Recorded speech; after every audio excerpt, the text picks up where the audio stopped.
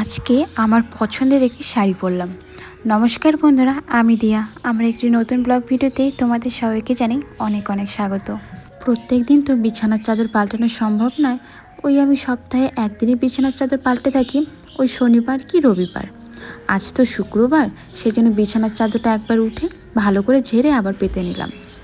আর দেখো, আমাদের কাছে যে ব্ল্যাঙ্কেটটা আছে নীল কালার দেখতে পাচ্ছো, সেটা না অনেকটা পাতলা।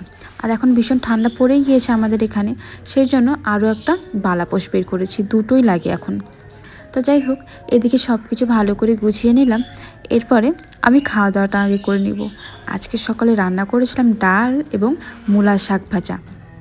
মূলা শাকটা করেছিলাম 5 ফোড়ন, এবং ভাতের মধ্যে কয়েকটা আলু সিদ্ধ দিয়েছিলাম। সেই আলু দিয়ে সাথে কয়েকটা ডালের বড়ি ছিল, সেটাও ভেজে দিয়েছিলাম। খেতে ভীষণ টেস্টি হয়েছিল। তো আগেই আমি খাওয়া দাওয়া কেন করলাম সেটা আগে বলি। কারণ সকাল সকাল আমার এমনিতেও প্রচুর খিদে পেয়ে যায়, কারণ অভ্যাস সকাল 9টা থেকে 10টার মধ্যে খাওয়া দাওয়া করার।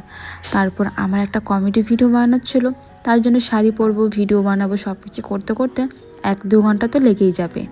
তারপর আর খেতে ইচ্ছে করবে না। তো ভাবলাম আগে খাওয়া দাওয়া করে কাজ করা যাক। এইদিকে তোমরা আমাকে জানিও আমাকে এই শাড়িটা পরে কেমন লাগছে।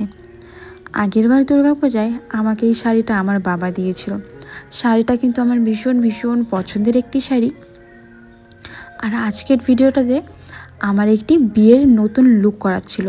আর শাড়িটা যেহেতু একদম চকচকে গোলাপি কালার, আর পাড়টা হলো নীল কালারের, সেই জন্য এই শাড়িটাই পরেছিলাম। ভিডিওটা কমপ্লিট করার পর এডিট করে সব কিছু করেই রেখেছি। এখন আমি চলে আসলাম 2-1টা কাপড় ধোয়ার জন্য। সকালে রান্না করছিলাম, তারপর ঘরে এসে দেখি হাজবেন্ড 2-1টা কাপড় রেখে গিয়েছে। কাপড় চোপড় তো ধুয়ে দিলাম, কিন্তু কোনো কাপড় চোপড় শুকাবে না সেটা অবশ্যই জানি। দেখতেই পারছো রৌদ্র নেই, সব রোদ টিনের উপর দিয়েই যাচ্ছে। কী আর করার, গরমের দিনে আমাদের বাড়িতে এত রোদ পড়ে যে কোথায় দাঁড়াবো কোথায় বসবো বুঝতে পারি না। আর শীতের দিনে রোদের দেখাই নেই।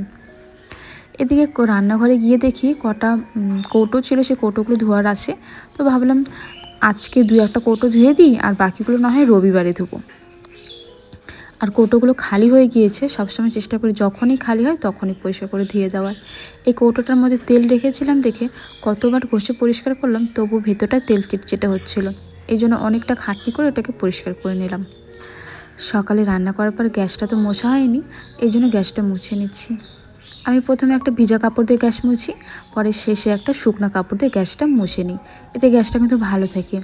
কারণ ভিজা কাপড় দিয়ে মোছার পর ওখানে যদি জল থাকে সেটা কিন্তু গ্যাসটা মরচে ধরার সম্ভাবনা বেশি থাকে, সেই জন্য। গ্যাস পরিষ্কার করে ঘরটা ঝাড়ু দেওয়ার বাকি আছে, ঘরটা ঝাড়ুও দিয়ে দিতে হবে। তার আগে আমি রান্না করবো যে রাত্রেবেলা, সেই জন্য আগে থেকে এই জলটা রেডি করে রাখলাম। এরপরে ঘরে এসে দেখি খাওয়ার জলও বেশি একটা নেই। এই সাদা কালার যেটা দেখতে পাচ্ছ জারকিন, এর মধ্যে হাফের মতন জল ছিল। তো ভাবলাম গিয়ে আমি জলটা এখনই নিয়ে আসি, বিকেলবেলা না আর ইচ্ছে করে না।